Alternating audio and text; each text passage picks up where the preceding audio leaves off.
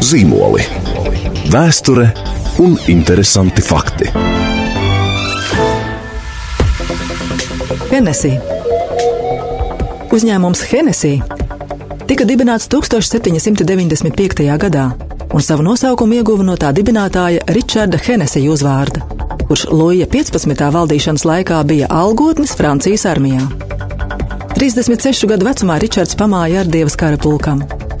Par nopelnīto naudu viņš nopirka vīna dārzus Francijas dienvidrietumu provincē Konjakā.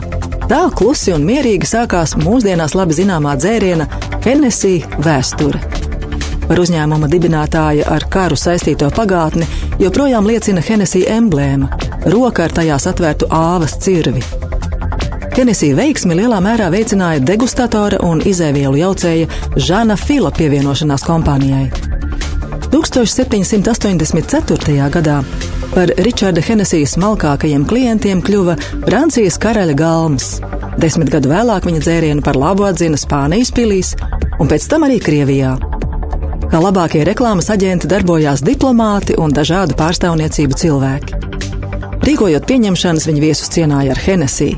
Šis konjaks kļuva arī par rakstnieku Aleksandra Dimā un Fjodora Dostojevska mīļāko dzērienu. 1813. gadā tika oficiāli reģistrēts uzņēmums Jas Hennessy & Co. Uzņēmuma vadītājs tolaik bija Ričarda Hennessy dēls.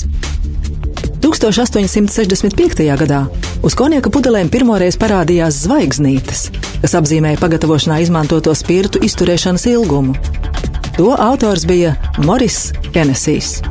Šobrīd arī citu brendu konjaku pudelītes rotā zvaigznītes. 19. gadsimta otrā puse ir ievērojama arī ar to, ka tolaik konjaku sāka pildīt pudelēs, nevis mucās, kā bija pieņemts iepriekš. Vēlāk tika izdomāta arī Hennessy labi zināmā pudeles forma, kas atgādina vīnogu ķekaru. 20. gadsimta sākumā aktīva reklāma uzņēmumam atnesa vēl lielāku popularitāti. Marka Hennessy XO kļuva par augstākās sabiedrības dzīves simbolu. Arī mūsdienās uzņēmuma mārketinga speciālisti uzskata, ka viņu konjakam ir jābūt varas, izsmalcinātas dzīves un bagātības simbolam. Uz šādām asociācijām ir balstītas dažādas uzņēmuma akcijas. Piemēram, ierobežotas sērijas konjaka izlaišana par godu dienai, kad pie varas stājās 44. ASV prezidents Baraks Obama. Kampaņa nāca klajā ar devīzi 44. ierobežotais izdevums, neierobežots potenciāls. Tika saražots 180,000 pudeļu, aptuvenā vienas pudeles cena bija $30.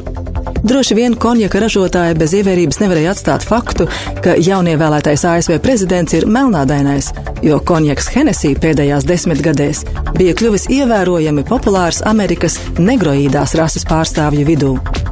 Laikam jau tādēļ, ka šo dzērienu savās dziesmās bieži vien piemin reperis Tupaks Šakurs. Kopš 1971. gada Hennessy vairs nevar dēvēt par ģimenes uzņēmumu. Tas kļūst par daļu no dzirkstošo vīnu nama Moet & Chandon, bet 1987. gadā iekļūst holdinga Louis Vuitton Moet Hennessy sastāvā. Mūsdienās tiek saražotas ap 40 miljoniem Hennessy konjaka pudeļu gadā. Zīmoli. Vēsture un interesanti fakti.